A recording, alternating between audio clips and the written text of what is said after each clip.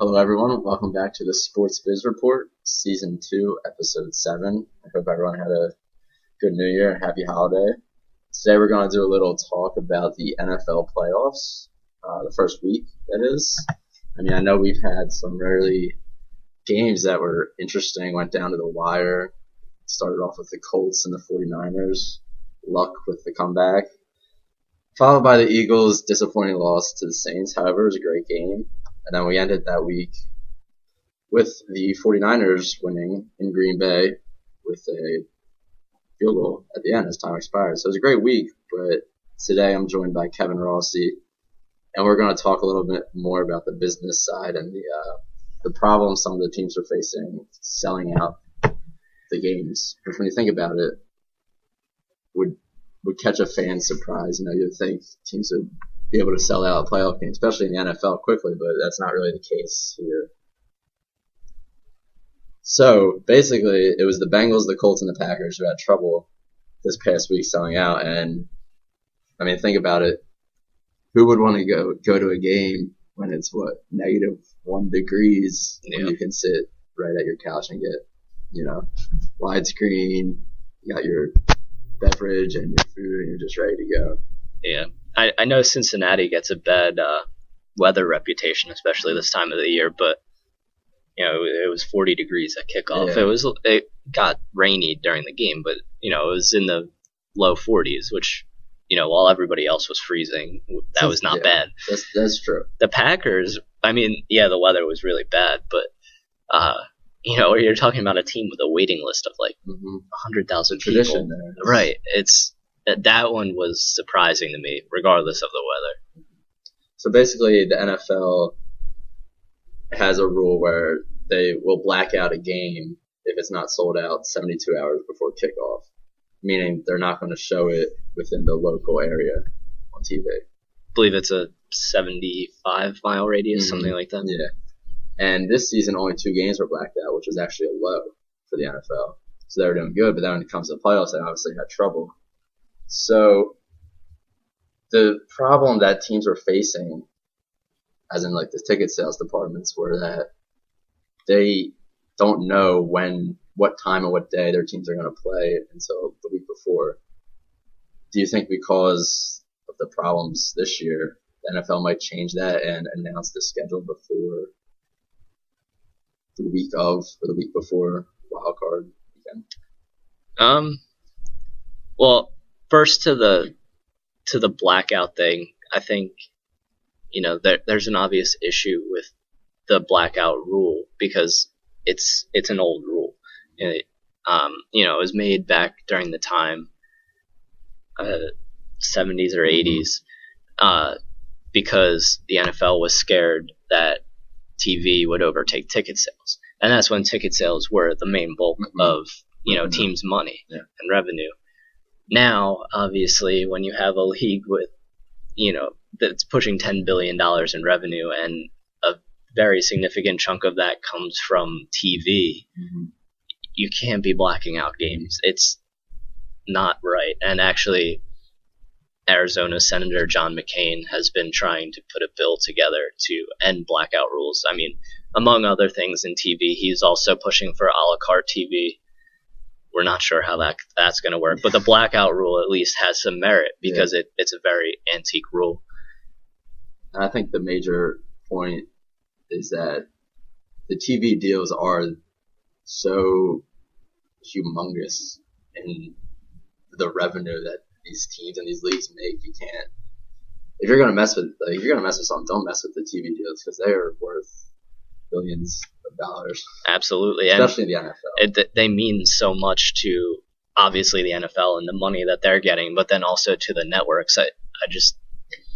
I can't see how it can keep going the way it's going. Yeah, and it was interesting.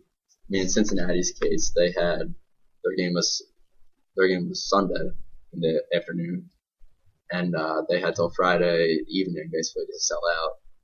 And they sold out, but it was thanks to their sponsors who bought groups of tickets. So right. The same thing happened in Indy too. They were saved by a local sponsor as well. It makes sense for the sponsor because then they're gonna get a good rep, and then they're actual assets they get and their sponsorship will be played out. Right. So, I mean, when you think of it that way, blackouts don't only hurt that, they hurt the commercials, really everything. Right. And although, you'll probably get sponsors jumping at the opportunity to swoop in and do that, this is the playoffs. So you're not going to get that in the regular season. And also, you don't want teams having to ask that of their sponsors. You shouldn't have that issue. Of course, with the NFL being the giant that it is, teams shouldn't have trouble selling out playoff games either. But it's a different story, I suppose. Yeah, that's another complaint they actually were making was that the NFL does not allow discounted tickets. You have to sell at face value. I mean, which once again, it makes sense because of how big the NFL is. But I don't know. It's interesting to see if there's problems. Would they be lenient on that rule in the future? You definitely get to play a whole different ballgame when you're as big and as powerful as the NFL is. Other sports could not get away with these types of things. Yeah, that's true. I mean, I guess I was just really, as you mentioned earlier, Green Bay. I was surprised when I saw that story first break because it's Lambeau, it's tradition. Even if it's cold, that's what you expect. Right. That's a story. You tell that story. You live in Green Bay. You're used to the cold. So yeah, that was interesting. It's going to be interesting to see if that's a problem that's just going to happen first round or if it will continue. I don't think it will. Yeah, I mean, as they go further, demand goes up, so it shouldn't happen again. But then again, it shouldn't have happened in the first place. So it's kind of, it definitely shouldn't happen. But we'll see as we go on. Mm-hmm. I mean, also, the NFL might not even consider it a big issue going forward because in their eyes, they still got what they wanted. I mean, they sold out. They didn't have to black out. That's the thing is, a team isn't going to let their game be blacked out in the playoffs. It's not going to happen. Mm-hmm. And so that puts the NFL in the ultimate leverage position. Mm-hmm. They can keep this rule in place and teams are going to bend over backwards to comply with it. Exactly. It will change in the future, but for right now, they have to live with it. Yeah, it's something to definitely to see. I don't think it will be an issue unless it happens again next year. Because, there hasn't been a blackout in the playoffs since 2002. And I don't really think we'll be seeing one, really, ever again. Well, yeah, and because as you saw, the sponsors were pretty quick to step in and, make everything happen. So I think everybody realizes the value of TV, which is, two-part. It's it forces them to then comply with the blackout rule in non-traditional ways, like asking sponsors. But then it also does prove how the blackout rule is old and needs to go. It needs to be changed, yeah, definitely something to keep our eyes on. Possibly going forward this year, but most likely next year. And then quick topic question before we wrap up here. The BCS ended this week with their championship game. And I saw a tweet yesterday which sort of just caught my eyes by Andrew Brandt. He tweeted that he had a random thought. Since the discussion won't be who's number 1 next year in the BCS, is everyone going to be crazy on who's number 4? And as funny as he's right. Is this going to be something that keeps going on, or when's it going to stop, I guess? Or is it going to stop?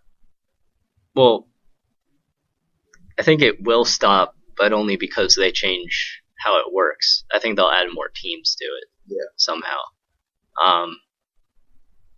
Football's tough to have one of the long playoffs, obviously, because of the nature of the sport. Exactly. And with, all the growing concerns around the sport and dealing with college kids not getting paid. And, it's a there's so much whole crazy deal. But, I think they'll eventually expand because this is kind of weird. I don't know why it just came to my head, but you look at NASCAR and when they first started their playoff system, I believe they let 10 in. Yeah. And then they realized that statistically a team or a driver who was in the last, like Tony Stewart. This is how it happened. First year, or one of the first years when they still had 10, Tony Stewart raced really well in the last 10 races, which is their playoffs. He would have had enough points to win, but he wasn't it. He was like 11th or 12th. So then they expanded it. And I think what they're going to come to realize with leaving out the, fifth, at least 5 through 8, is you're leaving out teams with a legitimate shot. And you're also leaving out big conferences. I think the conferences will also have an issue with it. If like the 4th spot ends up being a second or third SEC team, and then you have these other major conferences not represented, people are going to get mad, and it's going to be people with power who are getting mad, and that's how you create change. So I think eventually it will. Especially after this year when Auburn went down, Alabama went down. Right. Maybe the SEC isn't as dominant as we say. Watch your mouth. You'll have the entire South coming at you. That's true. But yeah, it's definitely interesting to see, and I like the analogy you made to NASCAR. I agree that it probably will be moved to 8 teams at least. I don't see it going any further, only because of the nature of the sport.